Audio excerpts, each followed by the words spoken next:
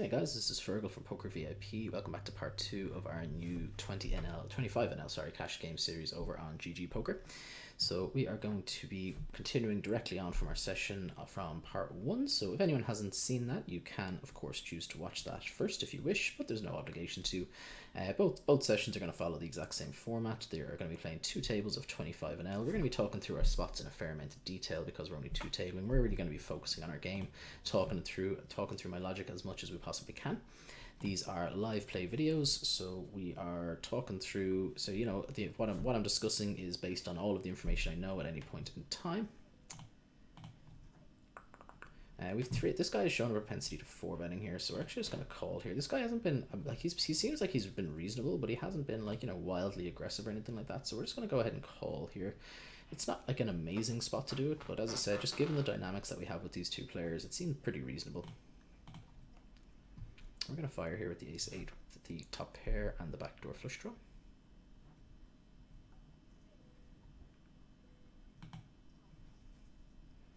Interesting spot to get a check raised on.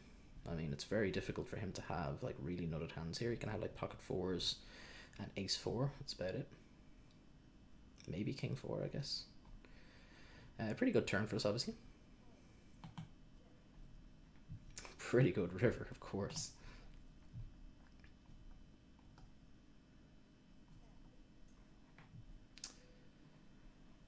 This guy just goes for the 2x overbet, which is kind of annoying. Alright, we're going to let you have this one. We're going to make this 10 on top.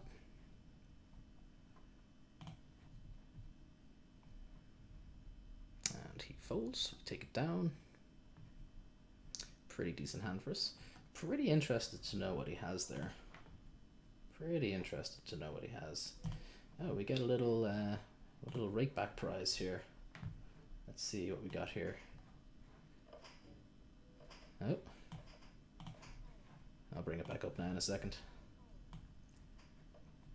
We get 150 in rakeback, so that's not too bad. We've gotten 150 for playing for just over half an hour, which isn't, you know, outrageously bad or anything like it. That's the lower end. Like this, basically the way it works is you build up your tiers, and the rakeback gets really generous if you put in any kind of decent volume. I haven't put in a ton of volume on this site yet though, but 150 for that is definitely better than the base rate on a lot of sites, so that's pretty cool.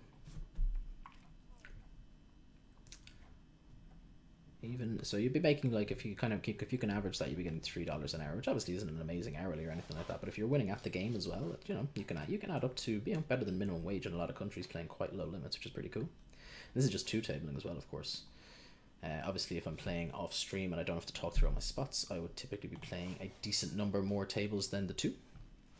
I always just feel that when you're recording, lesser is better in that sort of way, because means that you can really get a lot more in detail. And I kind of touched over this in part 1, so anyone who's kind of watching this in the second will have heard this already, but I think it makes a lot of sense when you are recording to just be playing 2, because when you're playing kind of like 4 or whatever, like a lot of the hands sort of get lost in translation. You don't get to talk them through correctly. You're sort of on autopilot on a couple of tables, so while you're focusing on one hand, other interesting things might happen on other tables that you just don't go into because you're kind of focused on one specific hand and you're kind of autopiloting the other, that sort of thing. When you're just playing 2 tables, that's very unlikely to happen. So, and also you get to spot some interesting spots that you wouldn't have noticed otherwise in hands where you're not involved. So just, you know, noticing how people play.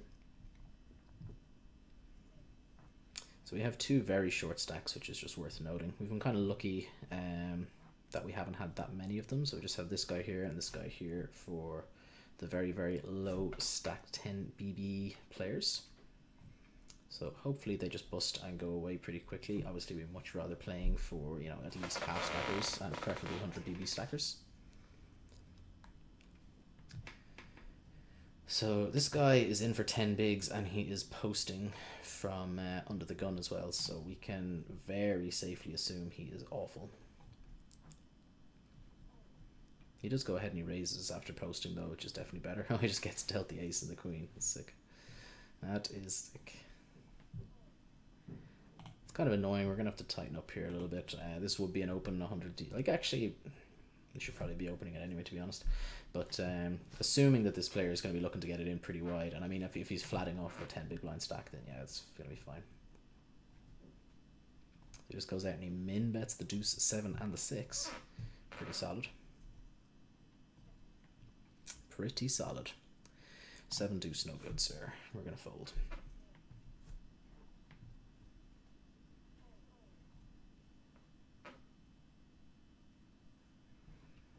Ace queen and the 5 and the tray.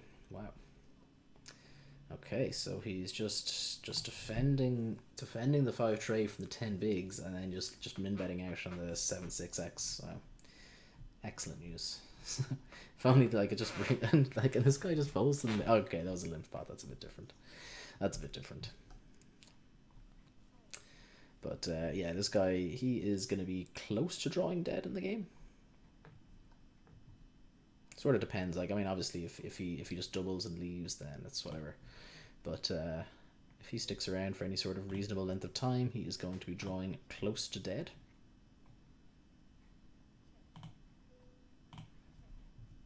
Actually, I probably should have bet here. Betting ourselves probably would have been a little bit better there. I kind of hope he just checks. Yeah, it's good. Just checks the 2 pair. My God. So I mean, what's he afraid of there? Just get your 10 bigs in. If he had jammed there, I would have been in an annoying spot. I don't know what I would have done, to be perfectly honest, but I definitely would have at least considered calling. And like, the fact that he didn't bet there is just absolutely obscene. Where's this guy from? He's Thai. Okay. He is from the Thailand. We've been a little bit card dead so far this session. Always never fun when you're recording. Part 1 was always fun because we got a couple of really big pots immediately, which was really fun. That's always a good way to start out a video series. But this has been a little bit slower going, but hey. This is what's really tilting about having these kinds of players here. Like, this is a very playable hand in a lot of scenarios, but like when a guy just has, like, you know, 160, it just completely isn't. So it's just annoying as hell.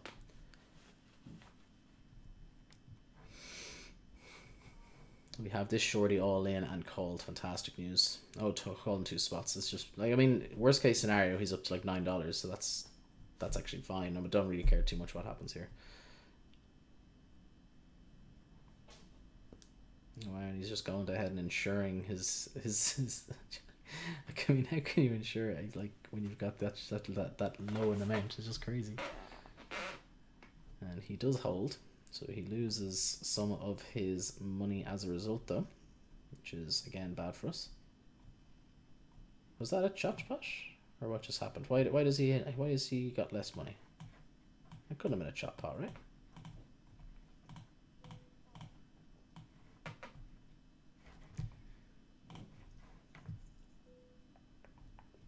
How did he just automatically drop down? I don't understand.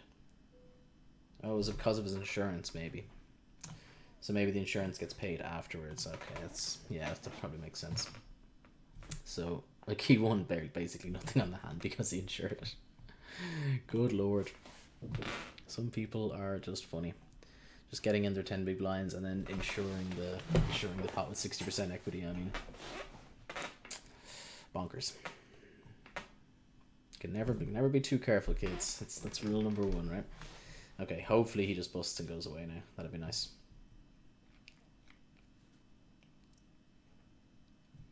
Great news that we see a bet coming in. Means that this guy is a lot more likely to go broke. Betting a call, it's very, very likely that this guy's going bust. Take a bit of a cooler here for this guy to have, like, you know, some sort of 2 pair set, which isn't all that likely. Ace king and the 5 jack drawing dead. Wonderful news. And he hits his pair at the end just to add that extra little needle. And he's left. That's good. So we have a couple of seats free now, so hopefully they fill up. We're going to open the pocket 5s, blind versus blind, pretty trivial open.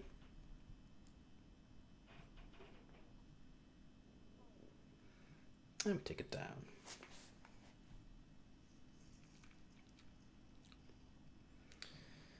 A6 on the button is going to be an open if folded to us. 5-8 offsuit is not. And when NMNM goes to open early position, or early-ish position, should I say, mid position, we're just going to go ahead and fold our button. If it was suited and was one tier lower, like ace-5, something like that, we would consider playing it with either a flat or a 3-bet.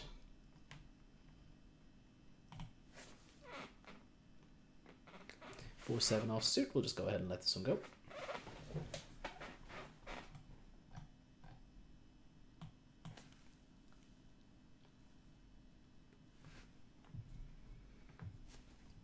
It's kind of cool that these guys offer the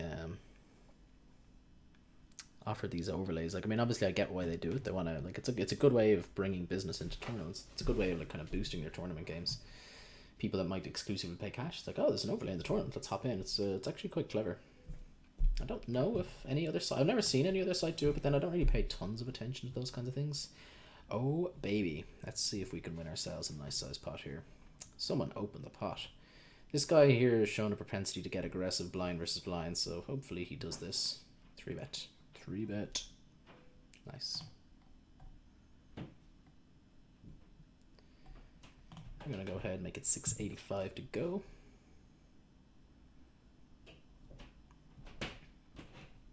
So no matter what here, the pot is already reasonable. Obviously we'd like a lot more action though, but hey.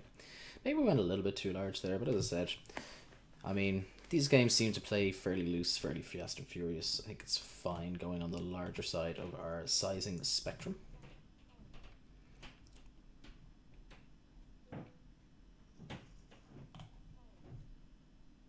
Would have loved to have won a stack back off this guy, because he was the guy that we lost the ace jack suited versus the jacks on the flush flop, the flush flop rather. Use your words, Fergal.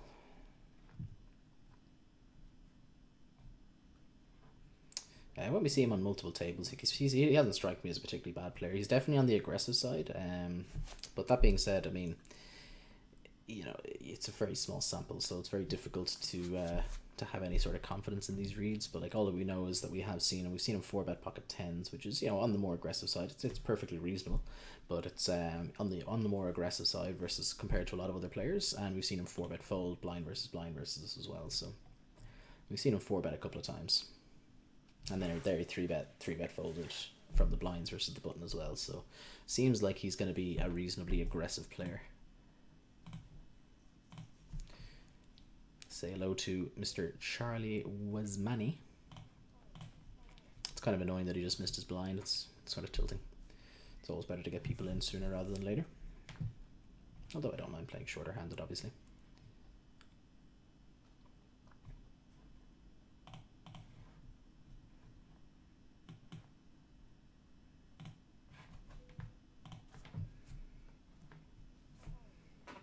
So we're up, so far for the series, we're up about a buy-in. So similar to what we finished part 1 on. This session so far, we have won a few dollars here, I think, and lost a few dollars here. So it's been reasonably break even. First session, obviously, we got off to an amazing start, and then we lost that big flip. But so far, definitely a good session. We're going to defend here with the ace-2 suited. Hopefully we flop something fun. I wouldn't classify this as fun, but it's definitely above average. Pot size wager we're not thrilled with. Certainly going to call one. We pick up some chop eights versus some of his better ace X, which is nice. We're just going to check call here. Our hand is super face up here. If we lead, I don't imagine we get called by anything really. Like, I wouldn't imagine pocket nines calls there. I mean, I guess we can possibly rep some flush draws and stuff, but yeah. And we take it down with the nines, which is fine by us. Wouldn't have minded action, of course, but taking it down pre-flop with a kind of hand like that is never a complete disaster by any stretch of the imagination.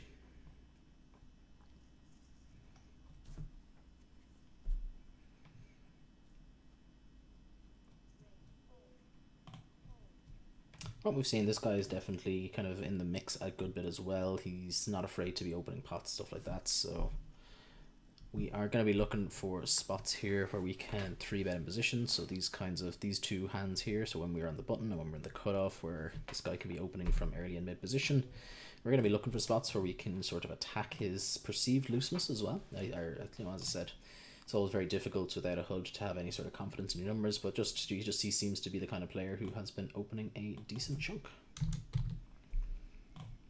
We're going to open again here. We take it down again. No harm, no foul. Don't need to play out of position with the 10-7, which is fine by us. So there, like, I mean, it's on the looser side again, but we're raising like what, 65 cents to pick up 35 cents. So if you know our risk to reward ratio on our initial wager isn't going to be that far off break even if he is overfolded to any sort of degree, and then obviously we will have equity when we do get called as well. Just sucks when we get 3-bet, of course, but a lot of players, they will call a hell of a lot more than they will 3-bet blind versus blind. Okay, yeah, I mean, most players these days definitely realize the value of playing in position, so they realize they don't need to bluff their, you know, like their ace deuces and stuff like that. They can just call very profitably in position. Not that 3-betting is bad, but you know, a lot of players just do elect to take the flops instead of 3-betting in that specific dynamic. So here, King 7 is a perfect example. This guy opens, I'm not going to, especially versus an aggressive player who's shown himself capable of 4-betting potentially light. You know, King 7 suited, definitely happy just to see a flop with, you know.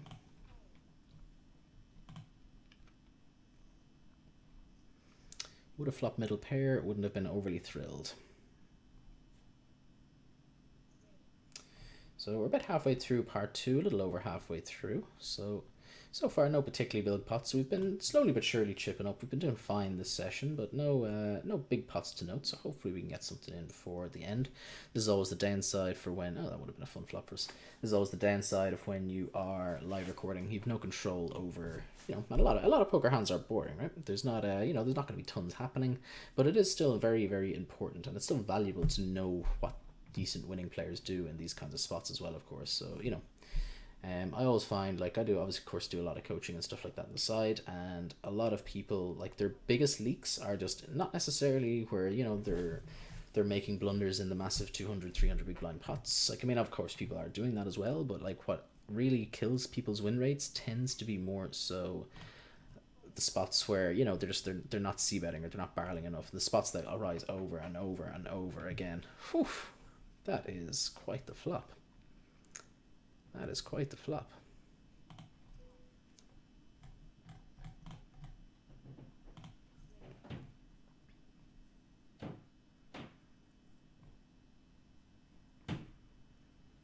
So when he bets this board, he is going to have a lot of decent showdown value. So I don't see heaps of value in slow playing.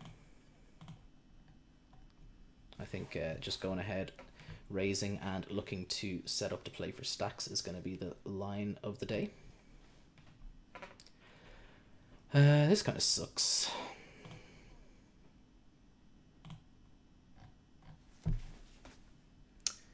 And we're just going to fire 15 into 18. We get snap called. Ace Queen is no good, sir. We probably left some money on the table there. We probably could have won the lot there, so we probably lost an extra $7 or so, but hey, we'll take it.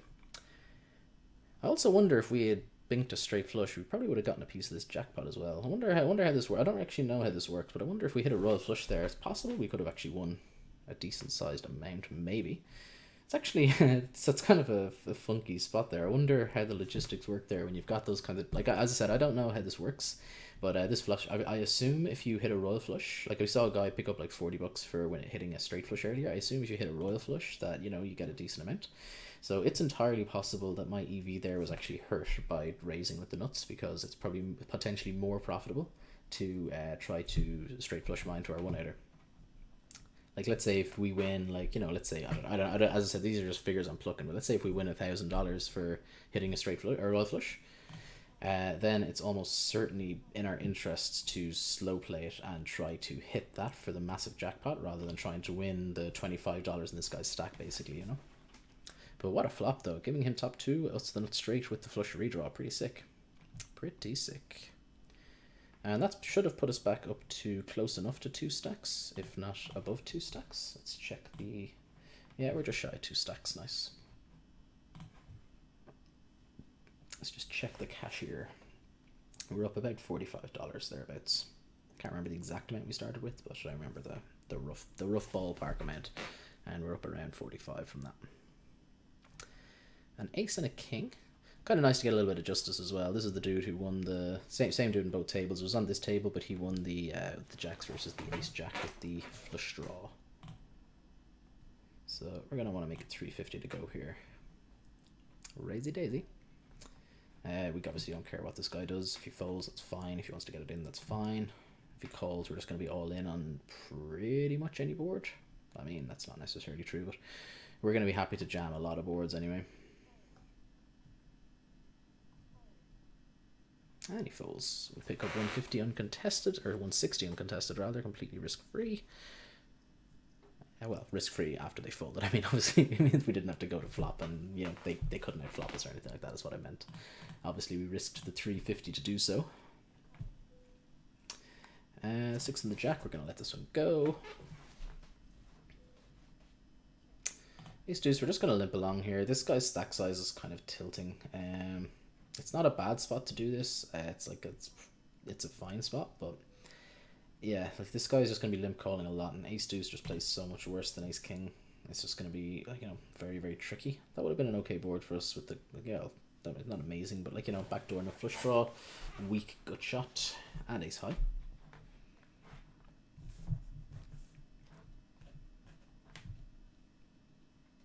We haven't seen many Thai players at the tables, but well, from what we have seen, they're not very good. Like, I can't imagine a single hand that this guy should have that played that hand well, do you know what I mean? So, these games are very soft from what I've seen. As I said, I haven't played tons and tons of volume, but from what I have seen, they're very, very good. We get 3-bet with 8-4, obviously we just let that one go, no harm, no foul. Not much else to be done there. I mean, that would be a pretty aggressive call. If we were like super deep stacked, we can probably justify it, but even then, I'm not in love with it when we're out of position. But apparently we're just going to be flopping things like, you know, nut straights all day long into hands that can just give us action. And we won, we flopped 2 nut straights and gotten paid fully for most of our profit today, if not all of it. The 10 jack earlier on in part 1 versus the 8-9 suited that hit bottom pair with their flush draw, and then the king jack versus the ace queen with top 2 versus our nut straight. So living the dream with those kinds of hands. We would have flopped open ended here, still wouldn't have been particularly good for us.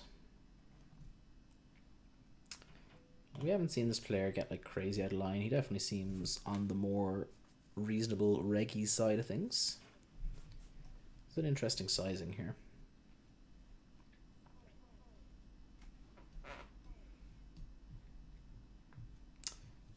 Very interested to see how this pot plays out now and what this player elects to do. Yeah, I'm not shocked to see the check there after he bet a third. This is a really interesting lead now, though. I mean, I'm trying to figure out what kind of hand he can have here. It's like that 9 seems wild. Like, as I said, it seems like a very peculiar line. Like, nothing really makes sense there. It's the 10 and the jack is a perfectly reasonable call, of course. Very, very strange hand. Okay, we have ace 10 high, a weak backdoor straight draw with the backdoor nut flush draw. We're gonna check call 1 street here. And the ace gets there, which is quite nice. Wouldn't be shocked to see this guy barrel here. We're just going to jam it here. This is the second time we've seen this guy overbet. I mean, a check call, he's going to shut down with all of his combo draws and stuff like that. He should be doing this with combo draws, and if he has us crushed, then whatever.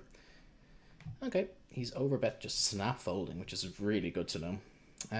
Pocket 9s here, we're certainly not folding. Don't love the flush draw, but hey. I'd love to see a check here. We are going to ISO this player.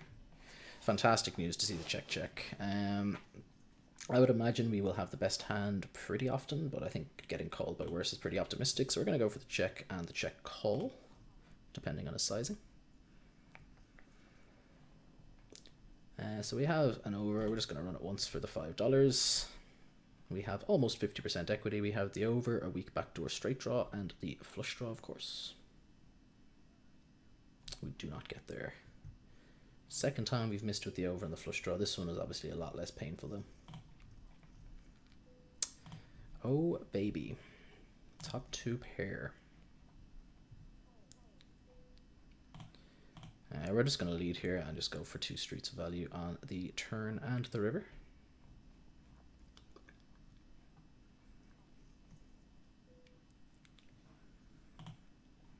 This is a really bad card. Ace-8 gets there and obviously the hearts get there. But we can definitely have hearts as well, so if he has a more marginal hand, like, you know, 8s, 9s, 10s, stuff like that, it just means he's way less likely to call, which is bad for us. We are still going to wager ourselves, but it's just, this card just really sucks. It's by far the worst heart.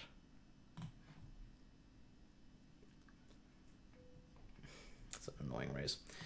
We're going to fold. Blech. That's not what we wanted to see at all. I would imagine he will show us a flush there very, very frequently. I mean, if he's bluffing, then GG, you got us, sir. You got us.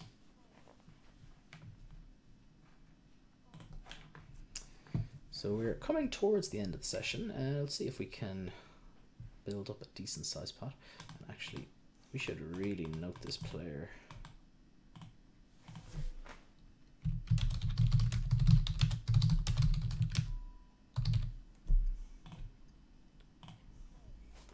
Very useful to know that he 2x overbets and potentially can be snap folding there. Like some players, they'll do that and they'll just have the stone cold nuts.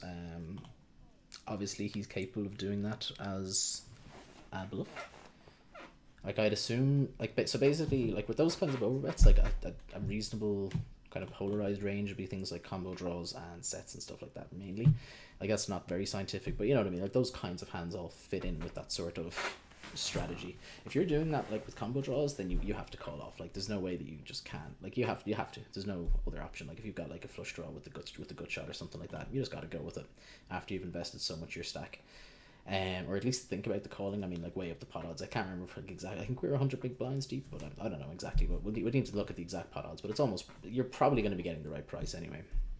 So if he's just snap folding there, that means he's doing that as potentially as a stone cold bluff. And that means that, you know, we can really profitably take advantage of that if he's doing that. Because if he's overdoing that, it's just crazy. So this guy, he then called some absurd hand earlier, so we're definitely happy to ISO the ace-8.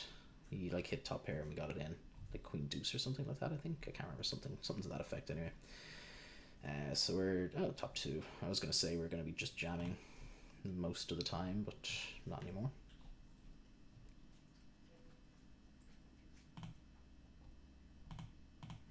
We can comfortably jam here now and hope he calls off with a lone heart. Nope. We have a jack and a king. Nice.